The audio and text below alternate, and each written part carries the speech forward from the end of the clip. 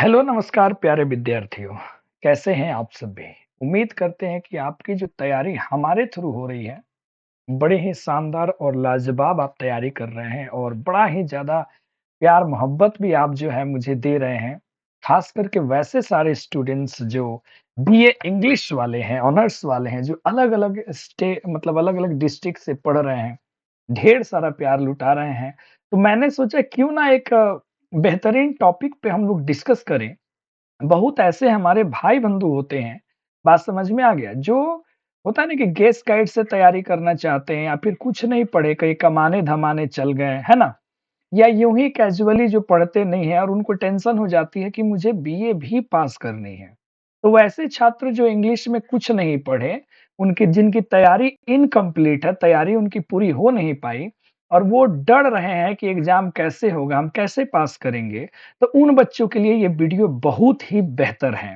तो प्यारे साथियों, यदि आप बीए इंग्लिश ऑनर्स के स्टूडेंट हैं और आपका एग्ज़ाम होने वाला है या आगे होगा और आपको डर है कि कुछ ना पढ़े तो एग्ज़ाम हम कैसे पास कर जाएँ, कैसे तैयारी करें कि हम अच्छे से लिख पाएँ, उस पे आज हम डिस्कस करेंगे। तो वीडियो को कंप्लीट देखिएगा और जाते समय अपनी राय ज़रूर दे के जाइएगा। आइए शुरू करते हैं इन तमाम चीज़ों को।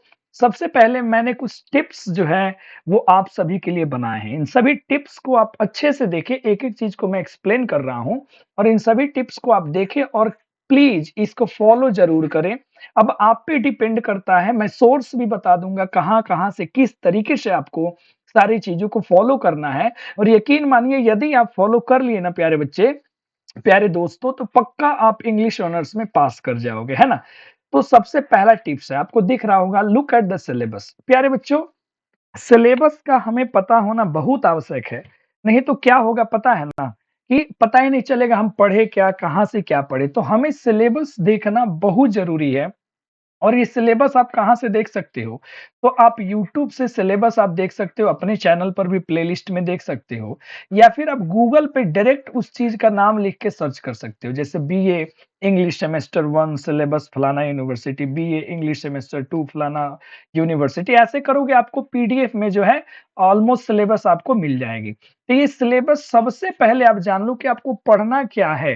कितने टॉपिक्स उसमें आएँगे, उसी के हिसाब से आपको आगे बढ़ना है प्यारे दोस्तों। तो पहला पॉइंट नोट करें कि आपको सिलेबस करना है, जाते समय स्क्रीनशॉट ले लेना, ऐसे ही तैयारी करोगे कम समय में बेहतर आप परफॉर्मेंस दे पाएँगे पेपर में। आ जाओ। अब प्यारे बच्चों जैसे आपका सिलेबस पता चल जाए, तो सबसे पहले आपको करना क्या है, लर्न द चैप्टर आपको चैप्टर याद करना है कि हमें पढ़ना कितना जो है चैप्टर है, कितने यूनिट पढ़ने हैं। तो चैप्टर का नाम हमें याद होना चाहिए, अब इतना भी आप ना कर पाए तो फिर कैसे पास करेंगे? और टाइप याद करना है, जैसे ये नॉवेल है, ड्रामा है, कि ये एक ऐसे है कि ये क्या है? कम से कम इतना आपको याद रहना चाहिए कि ये चैप्टर है, अच्छा इसका नाम ये है, ये नॉवेल है, ये ड्रामा है, ये ऐसे है या फिर जो कुछ भी हो वो आपको याद रख लेना है, तो ये टिप्स याद रखना। अच्छा, दूसरा जो मोस्ट इम्पोर्टेंट होता है कि हमको ऑथर के बारे में, उसके जो लेखक हैं, उनके बारे में कुछ छोटी-छोटी बातें हमको याद रखना है। पहले तो चैप्टर का नाम, उसका टाइप और फिर उसका ऑथर। अच्छा, अगर ये हमें याद चल रहा है कि ऑथर किस एज के हैं, है ना? जैसे मिडल एज के हैं, मॉडर्न एज के हैं, शेक्सपियरियन मतलब जैसे विक्टोरियन एज के हैं, है ना? प्यूरिटन एज के हैं, किस एज के? अगर ये पता चल रहा है तो अच्छी बात है, नहीं पता चले तो इनका जन्म मृत्यु से देख करके आप जो है मिडल एज ज़्यादा पुराने होंगे तो आप एंशिएंट लिख सकते हैं, मॉडर्न के होंगे तो मॉडर्न लिख सकते हैं। ये आप देख सकते हैं, गूगल से भी सर्च मार सकते हैं किस एज के ये लेखक हैं। अच्छा, उनके जीवन के बारे में थोड़ा बहुत पता होना चाहिए आपको कि वो किस तरीके से ऑथर बन गए। थोड़ी बहुत, ज़्यादा नहीं कि उन्होंने लिखना कब स्टार्ट किया, कहाँ से उनको इंस्पिरेशन मिली, है ना? ये चीज़ें और उनकी 2-4 वर्क्स जो फेमस वर्क्स है, वर्क्स का मतलब हो गया रचना, जो फेमस रचना है वो याद कर लेना, जो आपसे याद हो जाए। अगर उनको कोई बड़ा-सा सम्मान मिला है तो वो भी आप सम्मान याद कर लें। इतना आपको एक चार्ट बना कर के कर लो किस ऐज के हैं, उनके लाइफ के बारे में थोड़ी-सी स्टोरी टाइप आप देख लेना गूगल पे, हिंदी में भी पढ़ लेना या उनकी रचनाएँ याद कर लो, उनको अवार्ड मिला तो ठीक है, नहीं तो कोई बात नहीं है। लेकिन उनकी रचनाएँ ज़रूरी है, ऐज बड़ा ज़रूरी है, ठीक है? बाकी हम बता ही देंगे कि आगे हमको स्टार्ट कैसे करना है। अच्छा, जब इतना चीज़ हो जाए तो आपको करना क्या है, आपको सब चैप्टर की समरी देखनी है। सभी चैप्टर का नाम आप यूट्यूब पे सर्च कर देना, अगर अपने चैनल पे प्लेलिस्ट में तुम्हें मिल गया, तो वहाँ से कर लो, नहीं तो यूट्यूब से जाकर के उसकी हिंदी में समरी देख लो। और समरी देखो तो भैया पेन पेपर लेके बैठो और एक छोटा-सा लिस्ट बनाओ, जितना छोटा हो सके। किसका लिस्ट बनाओ? कैरेक्टर्स का, है ना?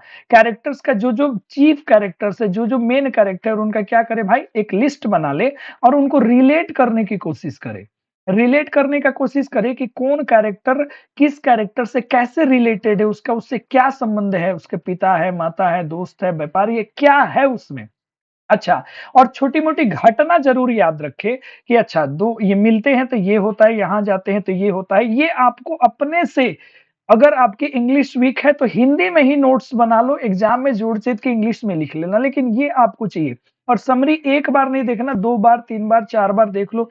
पहले स्लो वे में देखो, नोट्स बना लो, फिर उसको 2 बार, 3 बार, 4 बार, 5 बार यदि समरी आप देख लिए, एक ही समरी देखना है भाइयों, ये नहीं कि अलग-अलग चैनल से जाकर के 4-5 तरीके से नहीं, किसी एक को चूज़ करो, उसी को 4-5 बार देखो, फास्ट फॉरवर्ड कर दो वीडियो को, अच्छे से देख लो।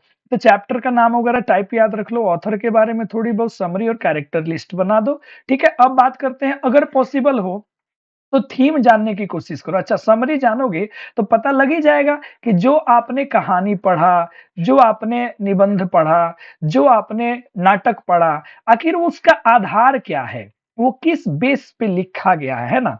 वो एक कॉमिक है, एक ट्रेजेडी है या रोमांटिक है ना? क्या है उसका आधार? ये आप आराम से जान लो। इससे बड़ा मज़ा आएगा कि जब आप आंसर लिखोगे ना तो आपको याद भी नहीं होगा, तो उस थीम को फ्लो में आपको लिख देना। अच्छा, और अगर ये पॉइंट तो आपको करने ही करने हैं प्यारे बच्चों, एक भी इसमें स्किप अगर किए तो आप लिख नहीं पाओगे एक लाइन भी। अच्छा, look at the most repeated questions, previous year questions. मैंने यहाँ बात किया प्रीवियस ईयर क्वेश्चंस देख लो, और ये भी देखो किस तरीके के क्वेश्चंस पूछे जाते हैं ज्यादा से ज्यादा। जैसे मैंने एक वीडियो बनाया है ना कि लॉन्ग क्वेश्चन कैसे पूछे जाते हैं, शॉर्ट क्वेश्चन कैसे पूछे जाते हैं, उस वीडियो को जरूर जाकर के देख लीजिएगा कि कैसे कैरेक्टर एनालिसिस या थीम या समरी, क्या या मान लीजिए कैरेक्टर स्केच पूछा जाता है या फिर शॉर्ट नोट लिखे जाते हैं, वो आप टाइप्स बस जान लो। इतना अगर कर लिए ना तो आप यकीन मानो आपको चैप्टर उतना काम लायक हो जाएगा, आप आसानी से लिख सकोगे। तो ये सारे टिप्स आप स्क्रीनशॉट ले लो, इनको फॉलो करो। अच्छा, अब सबसे बड़ी बात आती है हमारे सामने कि हाउ टू स्टार्ट राइटिंग। हम जो है लिखना कैसे प्रारंभ करें, ये बहुत सारे बच्चों का है ना जो सवाल रहता है। तो सबसे पहले तो मैं आपको देखो बताऊंगा कि जैसे मान लो प्यारे साथियों, मेरे प्यारे दोस्तों, अगर सवाल जो है सबसे पहले हमें देखना है कि वो लॉन्ग क्वेश्चन है या फिर प्यारे बच्चों वो शॉर्ट क्वेश्चन है। ये तो आपको सबसे पहले देखना है, ऐसा ना हो कि शॉर्ट क्वेश्चन है, पूरा पेज आप भर दिए, टाइम आपका किल हो गया। एक ये बात याद रखना, शॉर्ट क्वेश्चन है या लॉन्ग क्वेश्चन है। हमेशा एक बात याद रखना कि किसी भी सूरत में कोई भी क्वेश्चन जो है, कोई भी क्वेश्चन नहीं छूटे, ईंटा पत्थर कुछ भी लिख दो लेकिन सवाल मत छोड़ना।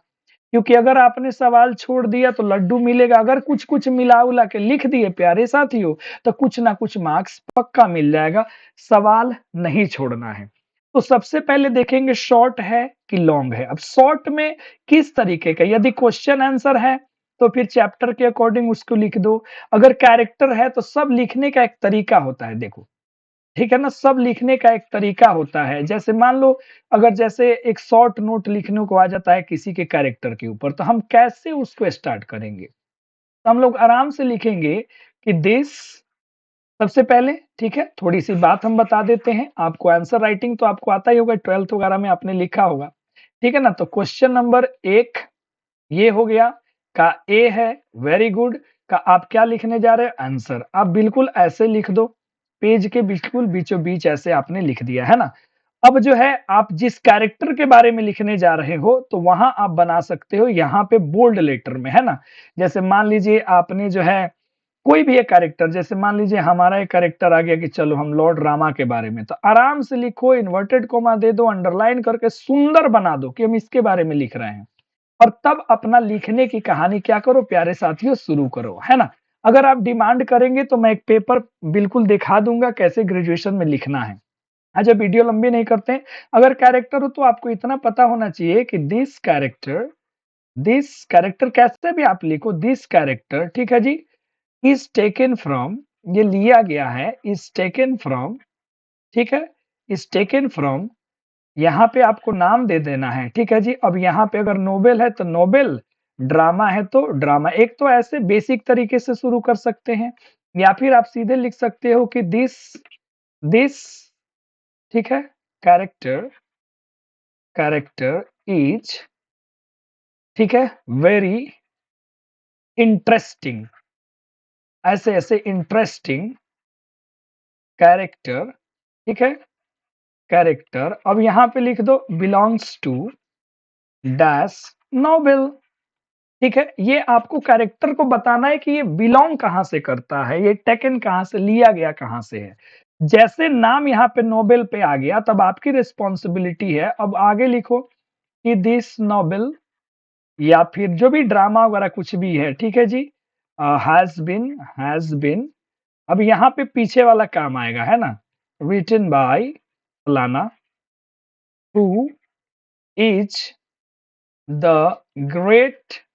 अब यहाँ पे नोबेल है तो नोबेलिस्ट, ड्रामा है तो ड्रामेटिस्ट, ग्रेट ड्रामेटिस्ट, ग्रेट क्या हुआ, ड्रामेटिस्ट ऑफ डैश एज, इतना भर दो, ठीक है। इसके बाद लिखो ही रोट मेनी, ठीक है, वंडरफुल, झूठ सब लिखते जाओ, वंडरफुल लिख दो, इंटरेस्टिंग लिख दो, कुछ भी जो एडजेक्टिव लगे, ठीक है।